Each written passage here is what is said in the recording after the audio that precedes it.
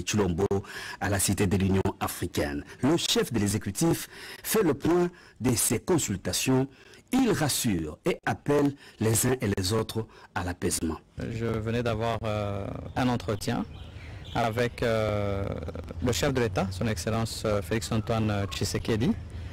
C'est un entretien qui s'est déroulé en toute sérénité. Et je voudrais ici dire que depuis quelques jours, nous avons entrepris des échanges d'arbitrage, si jamais je pourrais le dire ainsi, parce que le 15 février, lorsque je me suis adressé à la presse, j'ai annoncé que j'allais débuter les consultations avec toutes les forces politiques représentées d'abord au sein de l'Assemblée nationale.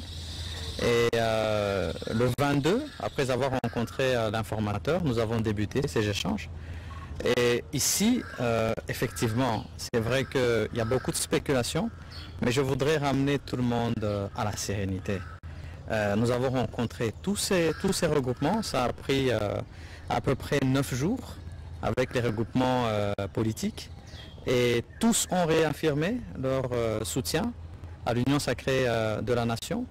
Nous avons donné les conditions pour participer au gouvernement et nous avons reçu les propositions en termes non seulement d'enrichissement au programme du gouvernement, mais aussi de participation au gouvernement de l'Union sacrée de la nation que j'aurai l'honneur de diriger. Et après cela, bien sûr, c'est place à ces échanges pour pouvoir arriver à ce gouvernement. Non seulement inclusif, parce que nous avions parlé de ce caractère-là, mais aussi et quand on parle d'inclusivité, ça veut dire qu'on parle de géopolitique, on parle de la participation de toutes les forces politiques.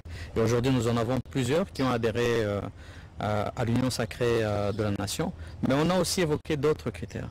C'était de dire que nous aurions voulu voir participer à la société civile. Nous voudrons aussi que nous puissions avoir un certain taux en termes de participation féminine et de la jeunesse.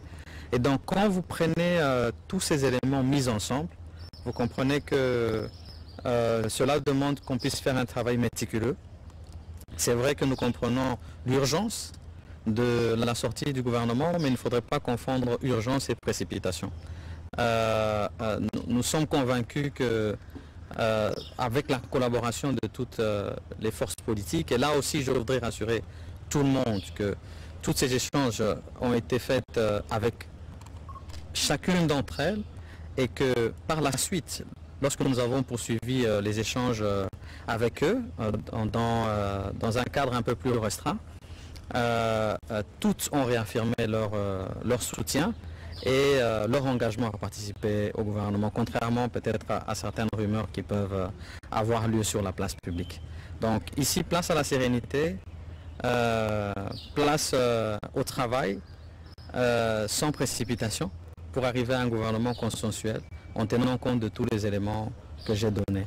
Là-dessus, d'abord, j'avais annoncé que nous devrions être présents au niveau du Parlement dès la rentrée parlementaire. La rentrée parlementaire s'est faite le 15 et nous savons qu'il y a encore des petits travaux qui se font dans l'élaboration du calendrier du Parlement et nous mettons ce temps à profit pour peaufiner justement ce gouvernement consensuel que nous voulons avoir, et donc nous espérons vraiment que dans les prochains jours qui viennent, nous serons en mesure de nous présenter au Parlement, non seulement avec le gouvernement, mais avec un programme de gouvernement enrichi par toutes ces forces vives de la nation que nous avons reçues. Vous le savez, le drapeau tanzanien est en berne depuis ce jeudi matin, après le décès hier du président John Magufuli des suites des complications cardiaques. Le président de la République et président en exercice de l'Union africaine, Félix Antoine Tshisekedi, salue la mémoire d'un solide partenaire qui a fièrement défendu l'indépendance du continent africain. Il portait le surnom de Tinga Tinga, entendait le bulldozer, très certainement pour sa rigueur. John Pombe Magufuli, président de la Tanzanie, est décédé ce mercredi à l'âge de 61 ans, de suite d'une complication cardiaque, a annoncé la vice-présidente Samia Suluhu Hassan dans un message télévisé. Élu une première fois en 2015, John Magufuli a été réélu en octobre dernier après un premier mandat marqué par de nombreux projets d'infrastructure ainsi que la renégociation de contrats miniers. L'annonce de ce décès a ému plusieurs de ses pairs africains et du monde.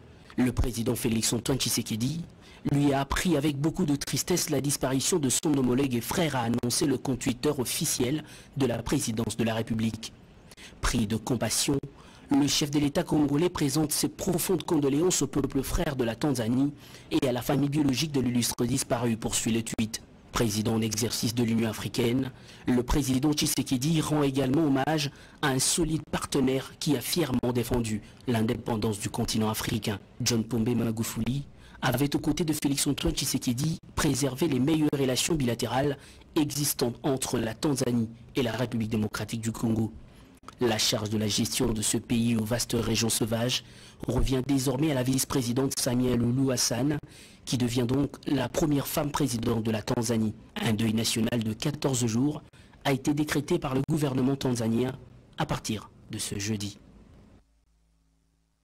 La présidence pour la Chambre basse du Parlement, le président de cette institution, Christophe Mbosso Koudiapwanga, a rencontré le cardinal Fridolin Ambongo. Il est allé solliciter l'accompagnement de l'Église catholique durant son mandat à la tête de la dite institution.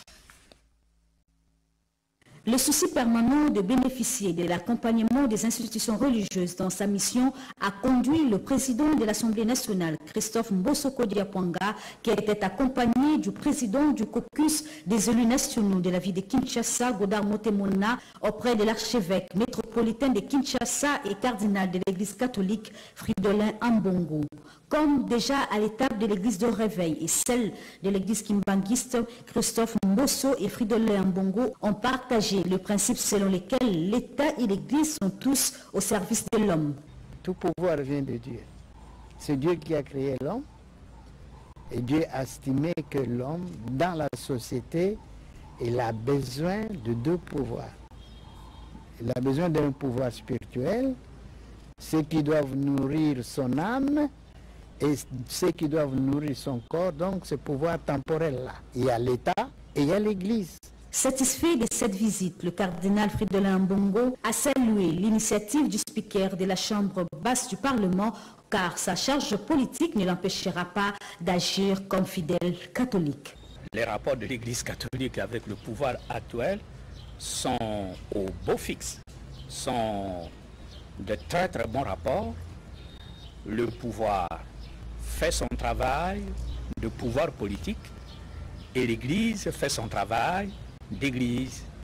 Et il est tout à fait normal que de temps en temps, il y en a qui ont l'impression qu'on ne se comprend pas. Mais du côté de ceux qui sont au pouvoir, j'en suis convaincu, comme du côté de l'Église catholique, et je suis quand même le cardinal de ce pays, je peux vous dire, nous avons de très très bons rapports avec le pouvoir.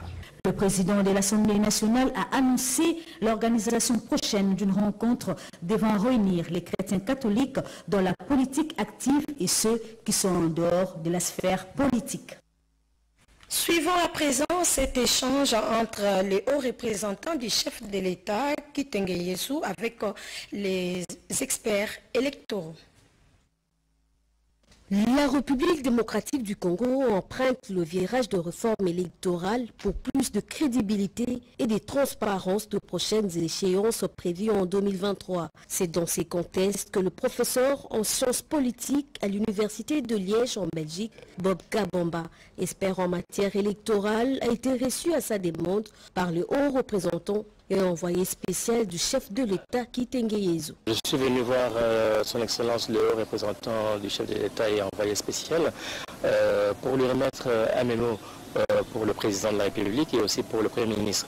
Et ce mémo a deux points essentiels, notamment la question donc, du calendrier électoral. Comme vous savez déjà que nous sommes déjà en 2021, qu'il est impératif de commencer déjà à lancer le processus des élections pour que les dispositions constitutionnelles et légales soient respectées. Ça, c'est un premier point. Et sur ce premier point, on a abordé avec lui les questions liées au fichier électoral, le fichier, soit la révision, soit la refonte du fichier électoral. On a abordé avec lui les questions de l'identification de la population et aussi la question du recensement. Et donc, son Excellence a été très pointu sur les questions qu'il m'a posées par rapport à toutes ces différentes questions, parce qu'il voulait vraiment avoir des éclaircissements sur toute une série de points pour voir véritablement la compatibilité de ces différents points par rapport au calendrier électoral. Ensuite, nous avons abordé avec lui toutes les questions liées aux réformes électorales, notamment la réforme sur la question de la CENI, c'est-à-dire notamment quel est l'organe de gestion électorale qui sera mis en place, et aussi la question de la loi électorale avec le mode de scrutin, et aussi essayer de corriger un petit peu tout ce qui n'a pas été lors des scrutins passés. Selon le professeur Bob Kabamba, réformer le système électoral, c'est donner des garanties nécessaires pour asseoir réellement un développement qui trouve sa sève dans les consensus nationaux. Les Koulouna ont été identifiés et scindés en deux groupes, les drogués et les non-drogués. Ces derniers suivent déjà les filières de formation pour une réinsertion sociale. Les drogués, par contre, ont besoin de quelques séances de désintoxication. L'honorable Jean-Marie Lukulassi a échangé avec les docteurs du CNPP pour une solution durable. Le processus de désintoxication est laborieux. Les spécialistes l'attestent et il oblige d'être contextualisé en chaque milieu. La délégation du G24 à Bruxelles a échangé avec ceux qui sont dans le domaine. À Kinshasa, pour rester dans le contexte, le président de G24, l'honorable Jean-Marie Lukulassi Massamba, met à contribution toutes les compétences locales. C'est le sens qu'il faut donner à cette séance de travail qui a mis autour d'une même table l'équipe de G24 et les professeurs, tous du centre neuropsychopathologique CNPP. L'un après l'autre, ils ont donné le cheminement pour un redressement total du Koulouna.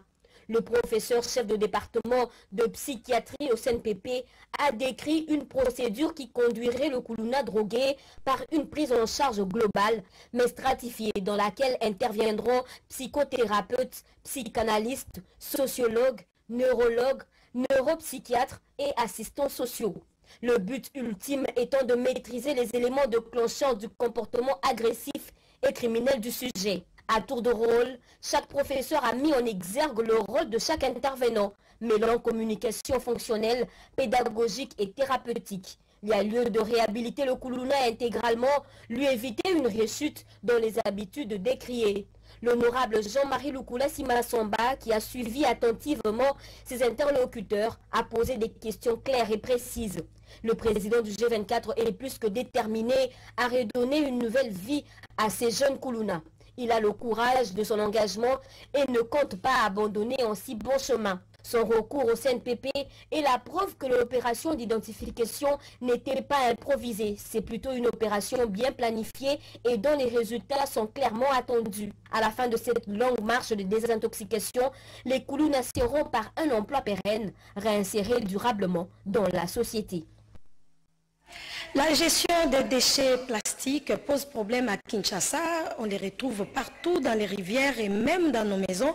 Et cela pose problème malgré l'interdiction formelle d'en fabriquer. Des précisions dans ces reportages de Mira Ndeke.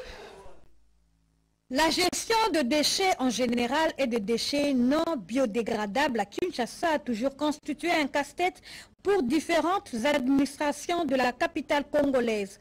Selon les statistiques publiées dans l'ouvrage de Oli Olenou aux éditions L'Harmattan, Kinshasa, qui produit près de 10 000 tonnes de déchets par jour, ne dispose que d'un seul centre d'enfouissement, plus ou moins à l'abandon.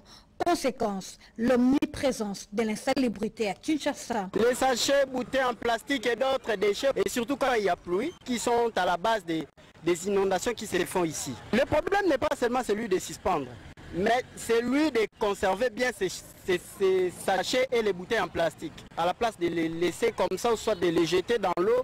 Malgré les décrets de 2017 interdisant la production, l'importation et l'utilisation de sacs en plastique par l'ancien Premier ministre Bruno Tshibala, la commercialisation de sacs et sachets en plastique persiste et pourtant cette pratique n'avait jamais existé avant.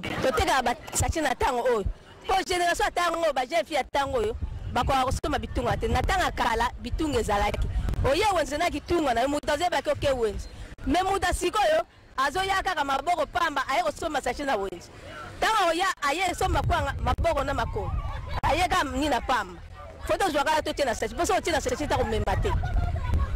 Dans la même optique, le gouverneur de la ville, Jean-Tini Ngobilambaka, avait interdit à travers un communiqué en février 2020 l'usage et la détention des emballages plastiques sur toute l'étendue de la capitale dans le cadre de l'opération Kinbopeto. Mais hélas, la réalité sur terrain est tout autre. Il y a d'abord le problème de prise de conscience de chacun de nous. Lorsqu'il y a des mesures qui ont été prises par l'État, je pense que nous, population, nous devons suivre, nous devons respecter, c'est pour nous protéger. Le gouvernement doit toujours rechercher à mettre un peu de rigueur pour que nous ne connaissons plus des temps d'inondation, de dégâts et même à pertes humaines. À côté de cette salubrité s'ajoutent les maladies de main sale et le paludisme. La population est face à un danger permanent. La gestion de déchets plastiques pose problème et reste l'un des enjeux économiques à Kinshasa. La RDC doit se doter d'un système de gestion de ces ordures et le plus vite serait le mieux pour lutter contre l'insalubrité et autres maladies. Le ministre tunisien des Affaires étrangères arrive bientôt à Kinshasa avec une forte délégation d'investisseurs et opérateurs économiques. L'ambassadeur tunisien en poste à Kinshasa a rencontré la ministre d'État, ministre des Affaires étrangères, pour lui donner des précisions. Et juste après, la ministre Marie Toumbanzeza est allée faire enregistrer dans les registres des condoléances de l'ambassade du Cameroun. Othman Gerandi, ministre tunisien des Affaires étrangères, attendu ce lundi 22 mars à Kinshasa. Nouvelle annoncée et transmise à la ministre d'État, ministre des Affaires étrangères, Marie Toumbanzeza, par l'ambassadeur tunisien Bouzekri Rmili. Pour les diplomates tunisiens, la visite du ministre tunisien des Affaires étrangères, Othman Gerandi, marque un tournant historique dans les relations de coopération entre Kinshasa et Tunis, car cela fait bien des décennies qu'un membre de l'exécutif national tunisien foule les sols congolais. Selon les ministère tunisien, Othman Gerandi sera porteur d'un message de son président au chef de l'État de la République démocratique du Congo, Félix-Antoine Tshisekedi. Il sera également à la tête d'une forte délégation composée de 52 investisseurs et opérateurs économiques, a-t-il souligné.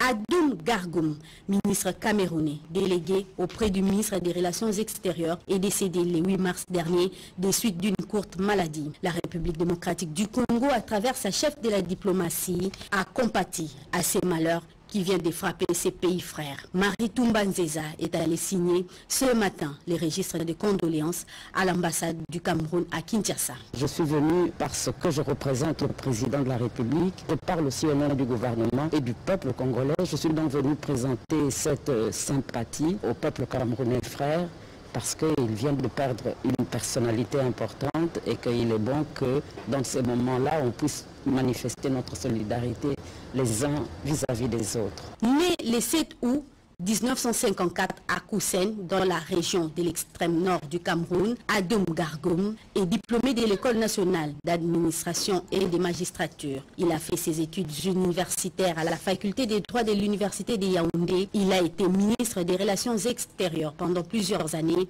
jusqu'à ce que l'irréparable arrive.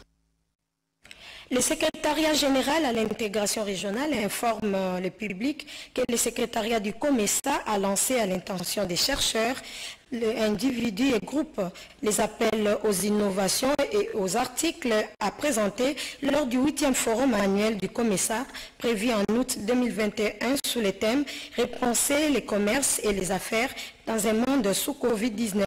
Les articles doivent être soumis au secrétariat du COMESA conformément au calendrier ci-dessous. Soumission des projets d'articles complets ou des résumés détaillés 15 mars 2021, notification d'acceptation d'articles ou des résumés détaillés le 31 mars, soumission des documents finaux au secrétariat du COMESA le 30 mars. Les candidats concernant les concepts d'innovation doivent respecter les critères suivants.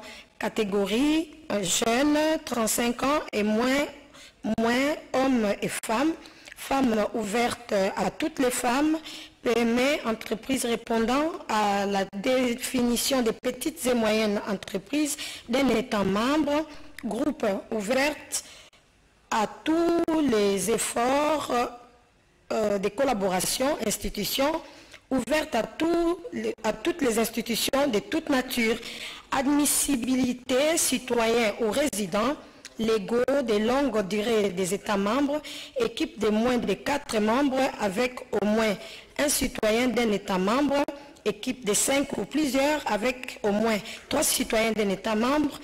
Une équipe non citoyenne sera considérée si tous ses membres résident légalement et que le projet est basé dans un État membre, les PME basés et opérant dans les États membres, toutes les institutions qui sont basées et exercent une activité commerciale substantielle dans les États membres. Soumission, toutes les contributions doivent être en français ou en anglais et les concepts d'innovation soumis par voie électronique avant le 30 avril 2021. Les chefs de l'État avaient hier lancé les travaux d'évaluation de la voirie urbaine de Kinshasa à travers un projet dénommé Tshilejelu. Ce projet va moderniser d'abord 140 km de voirie de Kinshasa et à l'espace du Kasaï, suivant la fiche technique de ces grands projets dans ces reportages de William Tunakov. À l'occasion du lancement par le chef de l'État du projet Tshilejelu, qui veut dire pilote, mercredi 17 mars 2021, à partir de l'avenue Ngampana, communément appelée Terre Jaune, au quartier Mpassa dans la commune de Lanzele, dans la périphérie est de la capitale, ingénieur Victor Toumba Tshikela, directeur général de l'OVD, maître d'ouvrage délégué du gouvernement, a présenté de manière succincte la fiche technique de ces projets à impact socio-économique réel et visible sur les vécus quotidiens de la population congolaise. Ce projet concerne toute la République, mais ça va s'exécuter sur plusieurs phases. Et cette première phase concerne la ville de Kinshasa, 40 km, et l'espace Kasaï. Nous avons 100 km, 25 km pour la ville de Mbujimai, dans la province du Kasaï oriental. Nous avons 35 km dans le Kasaï central, dans la ville de Kananga. Dans la province de Lomami, nous avons 10 km à Kabinda et 5 km à Mweneditu. Dans la province du Kasaï, nous avons 15 km. Et dans la province du Sankuru, plus précisément dans la ville de Lusambo, nous avons 15 et 10 km. La première phase concerne les provinces que je viens de citer. Pour le moment, nous sommes en train de travailler en vue de matérialiser cette vision du chef de l'État. Nous travaillons déjà sur les grands Bandundu et les grands Équateurs pour lesquels nous n'avons pas encore finalisé les études. Plusieurs d'autres projets de la modernisation des voiries urbaines ont été initiés par l'autorité suprême de la République démocratique du Congo et concernent les 26 provinces du pays, à en croire le numéro 1 de l'OVD, Victor Toumba Tshikela. Un plan stratégique de relance économique, c'est le choix opéré par Stani Miteko Kapenga, expert en fiscalité. Ce plan qui prend en compte la zone de libre-échange continentale préconise la fusion des ministères des Travaux publics et celui du développement rural. Il l'a dit au micro de Mbouyal Mangal. Lorsque le gouvernement s'appuie sur ces documents, il va réussir à désenclaver les provinces de notre pays à travers les routes en terre bâtie dans 2 ans. Il va créer 1700 entreprises à travers l'agro-industrie, les champs, les plantations et l'industrie agroalimentaire.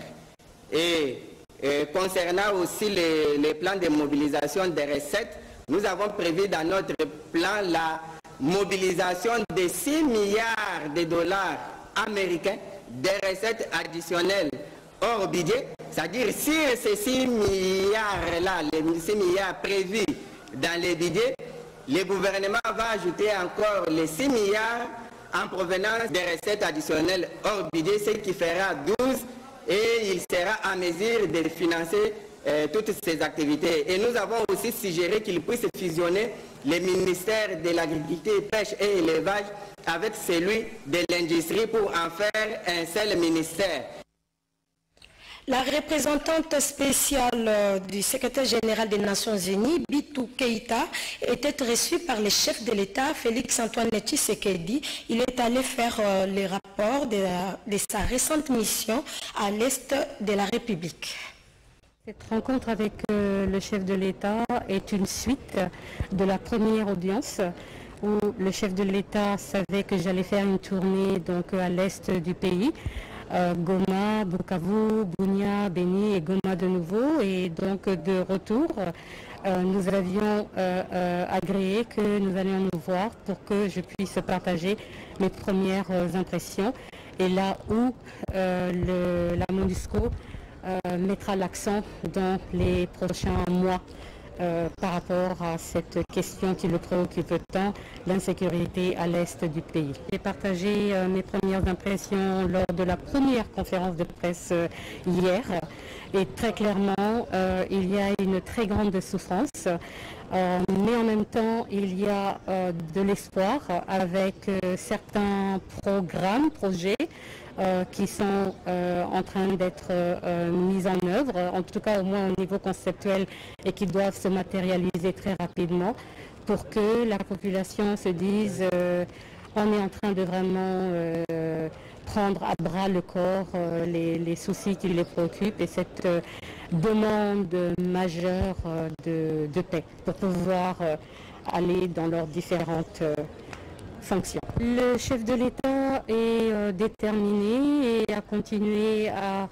mettre l'accent sur l'emphase qu'il veut donner dans cette partie du pays, vu que si on regarde d'après les données que l'on a procurées, on a 465 territoires dans la République démocratique du Congo.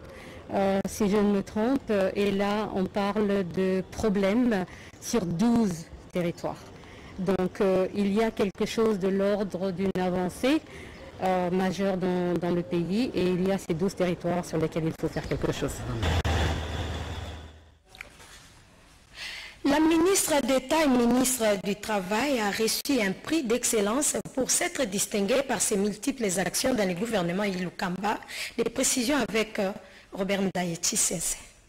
Travail bien fait et de nombreuses réalisations à la tête du ministère de l'Emploi, Travail et Prévoyance sociale, des faits marquants qui ont milité en faveur de la ministre d'État, ministre de l'Emploi, Travail et Prévoyance sociale, Dr Néné Lungankulu, qui s'est distinguée par ses multiples actions au sein du gouvernement Sylvestre Ilunga Ilukamba. Elle reçoit pour ça un prix d'excellence en ce mois de mars. C'est le très sérieux sondage Séant ONG, une structure de sondage et promotion de la bonne gouvernance qui a remis ce prix d'excellence à Néné Lungankulu après l'avoir suivi 15 mois durant. Ce diplôme est donc le fruit d'un dur labeur. Effectivement, je ne me rendais pas compte qu'on nous observait. On était parfois pris par les acclamations, parfois par les critiques. On ne pouvait pas s'imaginer que du fin fond de la République, on nous suivait. Ça nous encourage encore à faire mieux dans le futur, à nous battre encore pour notre pays. Plusieurs actions et réalisations sont à mettre à son actif. Il y a entre autres l'élargissement de l'assiette fiscale d'un acte générateur des recettes, l'octroi de la carte de travail pour étrangers, l'agrément d'une organisation syndicale et aussi la mise en place d'un service de santé et de sécurité au travail. Les femmes qui ne savent pas où se plaindre en cas de violences sexuelles peuvent se faire enregistrer à la Commission nationale des droits de l'homme qui peut les orienter. Des précisions données par Maître Belinda Lutadila, rapporteur des CNDH. Les organisations féminines doivent savoir que la CNDH a également dans ses attributions le fait de veiller au respect des droits de la femme. Nous ne sommes pas la CNDH des droits de l'homme, homme avec H minuscule. Moi, je viens de la composante des associations des droits spécifiques des femmes. Ils sont nombreux ces Congolais sur qui un abus de pouvoir a été exercé. Rapporteur de la Commission des droits de l'homme, Maître Belinda Lutadila Nzuzi revient sur les missions de cette institution d'appui à la démocratie. La mission est cernée dans la promotion et la protection des droits de l'homme en général et des Congolais en particulier. Mais il s'agit de tous ceux qui vivent en République démocratique du Congo, des Congolais qui sont en RDC et ceux qui vivent ailleurs, mais qui sont victimes des violations des droits de l'homme. Tous les agents de l'État, quand ils commettent une violation sur la population civile, c'est ce que nous appelons les violations des droits de l'homme. Et toute personne qui est atteinte par cette violation peut venir approcher la CNDH pour son accompagnement, surtout quand elle n'est pas prise en charge correctement par le service de l'État. À travers plusieurs enquêtes menées sur le terrain, la CNDH enregistre des actes de violence sur les femmes. Bien que ne se trouvant pas dans son cercle d'activité, la CNDH agit. Quand les femmes rencontrent des difficultés par rapport à la résolution de la question des violences sexuelles qu'elles subissent et qu'elles n'ont peut-être pas d'orientation, même si ce n'est pas une violation commise par un agent de l'État, elles peuvent approcher la CNDH et la CNDH prend en charge cette faute ou bien ce problème pour orienter les femmes victimes. Les rapports sur les atteintes de droits humains sont publiés. La Commission nationale des droits de l'homme joue son rôle d'organe conseil des institutions de la République. Plusieurs décisions publiques sont motivées sur ces observations. Une dame venait d'être récemment déguerpie de sa maison. Et bien cette femme s'est vue réhabilitée et entrée dans ses droits. Ces reportages nous en disent plus. Scène de joie, chansons entonnées à la gloire de Dieu, Père des orphelins et défenseur de veuves, la population de Bandalungwa en liesse s'est montrée reconnaissante au président de l'Assemblée provinciale de Kinshasa, Godin Poy, qui s'est impliqué personnellement afin que la veuve Ngoy soit rétablie dans ses droits, a procédé également à la réinstallation de cette dernière. Martine Ngoy n'en revient pas, elle dit ici sa reconnaissance au président de l'Assemblée provinciale de Kinshasa.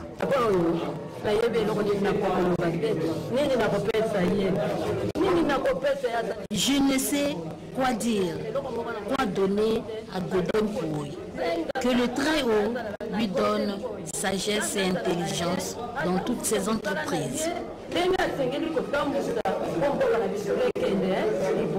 Godin Poy a quant à lui salué les dénouements heureux de cette affaire. C'est grâce à Dieu que notre maman est rétablie. Moi, mon travail, c'est d'agir en tant qu'élu de Bandalungwa. Le reste, c'est Dieu qui a compris sa miséricorde en faveur d'une veuve. Les gens doivent savoir que dans la vie, vous pouvez avoir des problèmes avec tout le monde, sauf avec les veuves et les orphelins. Cette réinstallation est le fruit de multiples efforts consentis par le président de l'Assemblée provinciale de Kinshasa. Godin Poy a été auprès de services judiciaires et de la police nationale dans le but de rétablir dans ce droit la veuve Martine Ngoy. Programme des funérailles de l'honorable Henri Thomas Lokondo, élu de la circonscription électorale de Mbandaka. Jeudi 18 mars, arrivée de la dépouille mortelle à 18h30 à l'aéroport international d'Engeli. Vendredi 19 mars, mise en place terminée au Palais du Peuple à 14h. 14h30, arrivée des membres de la famille. 15h, arrivée du personnel politique et administratif de l'Assemblée nationale, des secrétaires généraux de l'Assemblée nationale et du Sénat, des honorables députés et sénateurs. 15h15, arrivée des membres du bureau de l'Assemblée nationale et du Sénat. 15h30, arrivée des honorables présidents de l'Assemblée nationale et du Sénat. 15h45, mise en bière, courte procession, exposition. 16h, hommage, témoignage, exhortation. 16h25, oraison funèbre par l'honorable président de l'Assemblée nationale et dépôt des gerbes de fleurs de différentes personnalités qui seront sur les lieux. 17h, fin de la cérémonie. Réadmission du corps de l'illustre disparu dans la morgue du cinquantenaire. Et puis le samedi 20 mars, à 7h, levée du corps et départ de la délégation pour Mbandaka. Arrivée à Mbandaka et accueil par les autorités provinciales. Il faut voir le programme au niveau local. Dimanche 21 mars, inhumation, et lundi 22 mars, retour des membres de la délégation à Kinshasa. La grande famille Antoine Alphonse Kaissou, maman Marthe Tshisekedi Kassalou, ses frères et sœurs, cousins et cousines, ainsi que toute la famille, son Excellence Félix Antoine Tshisekedi Chilombo, M. Kaissou, Voulu Antoine et les fils et filles Chikunku annoncent les décès survenus ce vendredi 12 mars 2021 au centre hospitalier HJ de leurs neveux, cousins, oncles, grands-pères et pères, M. Fernand Chinkunku Kalunga, les programmes de funérailles dans le strict respect des instructions officielles dues au coronavirus se présente comme suit. Lundi 18 mars, de 17h à 20h, recueillement au domicile familial 6 rue Kananga, numéro 1, commune de Lemba, cité Salongo, référence avenue Biangala, Salongo terminus, entrée Moussoualo. Vendredi 19 mars, 9h, levée du corps et hommage à la morgue de l'hôpital du Cinquantenaire. 11h30, célébration eucharistique à la cathédrale Notre-Dame du Congo. Après la messe et l'inhumation au cimetière de nécropole entre terre et ciel. 16h, bain de consolation au domicile familial. Ce communiqué tient lieu de faire part pour la famille Antoine Kaïsou Vuelo. Voilà, mesdames et messieurs, c'est par ces quelques communiqués nécrologiques que nous mettons un point final à ce journal. Merci de l'avoir suivi de partout où vous vous trouvez. Ce journal a été coordonné par Mira Ndeke et réalisé par Chimène Dondo avec les concours rédactionnels de Mami Kadima. Le prochain journal, tout à l'heure. Encore une fois, merci de votre aimable attention. Bonsoir chez vous.